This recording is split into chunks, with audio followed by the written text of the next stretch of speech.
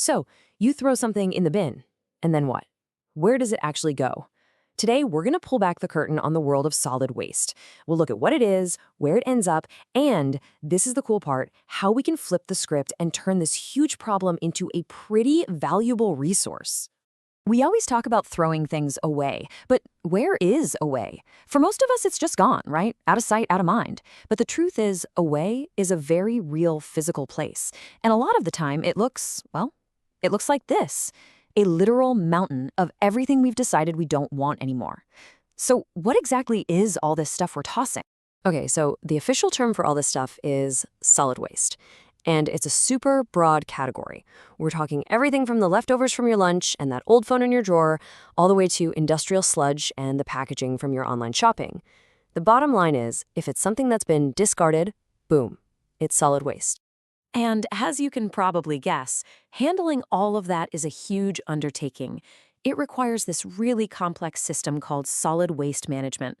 Think of it as the entire journey our trash takes, from the second it leaves our hands to the moment it gets to its final destination.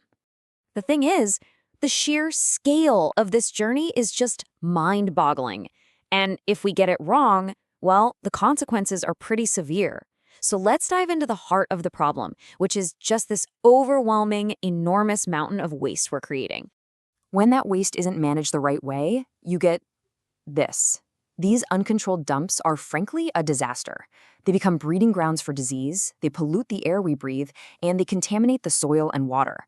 A really nasty, toxic liquid called leachate, think of it as, well, garbage juice, seeps right into the ground. It's bad news all around. Okay, so if that's what we don't want, where is all this trash supposed to go? Let's take a look at the most common destinations. For decades, the main game plan was pretty simple. Bury it, inject it deep underground, or just dump it in the ocean. Now, thankfully, ocean dumping is mostly banned. Deep well injection, that's still a thing for some specific hazardous liquids, but for the everyday stuff, the trash from our homes and our cities, the #1 destination by a long shot is the landfill. But here's the thing, and this is super important. The key word is engineered. A modern, sanitary landfill isn't just some big hole in the ground, no way. It's actually a really complex facility that's been carefully designed to contain all that waste and, hopefully, protect the environment. And you can really see the difference it makes.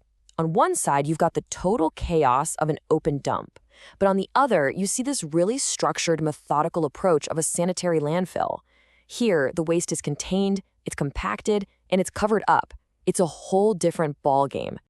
So, how does it work? Well, a really common technique is called the trench method.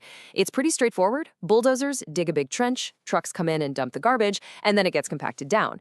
And here's the key part. It gets covered with a fresh layer of soil every single day. That simple step is crucial for keeping odors and pests under control. But, of course, landfills aren't a perfect solution. There's a major trade-off. On the one hand, yeah, they're relatively cheap and can take pretty much any kind of waste you throw at them. But on the other hand, they take up enormous amounts of land. They can cause a lot of headaches for anyone living nearby, and they release methane gas as all that garbage breaks down. And methane is a seriously potent greenhouse gas. All of which brings us to a really important question, right? Is just burying our problems really the best we can do? Well, the good news is there's a much smarter way to think about this.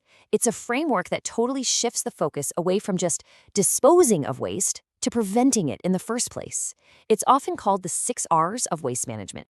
The easiest way to understand this framework is to picture it as a pyramid, a hierarchy. Right at the very top, the absolute best thing we can do is to just not create waste to begin with. And disposal, the landfills we've been talking about, that's way, way down at the bottom. It's the absolute last resort.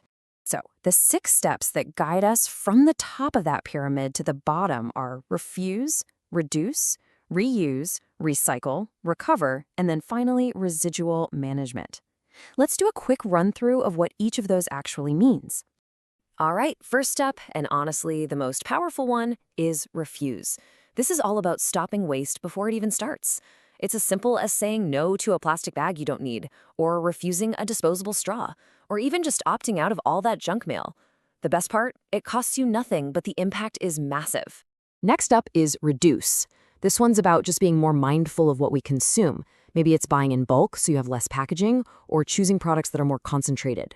The goal is super simple. Just use less stuff. Okay. Number 3 is reuse. Before you toss something, just stop and ask yourself, can this thing have a second life? You know, reusing glass jars for storage, turning old t-shirts into cleaning rags, donating books you're done with. All of it saves energy, it saves money, and it saves resources. Then we get to recycling, the one we all know pretty well. This is the process of taking materials like paper, glass, and metal and turning them into brand new products. And hey, let's not forget composting. That's just nature's incredible built-in system for recycling all of our organic waste, like food scraps. So what about the stuff that you can't refuse, reduce, reuse, or recycle? What happens to that? Well, the next best thing is to recover. This is all about converting that non-recyclable waste into usable energy.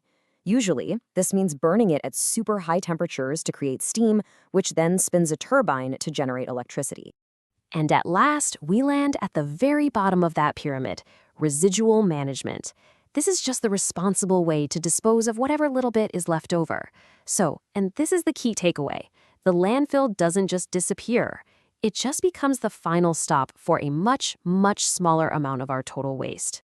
You see, by following this hierarchy, we start to completely reframe the issue. We stop seeing waste as a problem that we have to bury, and we start seeing it as a resource that we can manage. But, and it's a big but, making this shift actually work, that requires every single one of us to play a part. It's really a shared responsibility.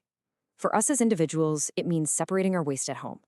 For companies, it means taking ownership of their packaging through something called Extended Producer Responsibility, or EPR. And for governments, well, they've got to provide the infrastructure, the systems and facilities to make all of this possible. So, I want to leave you with this final thought.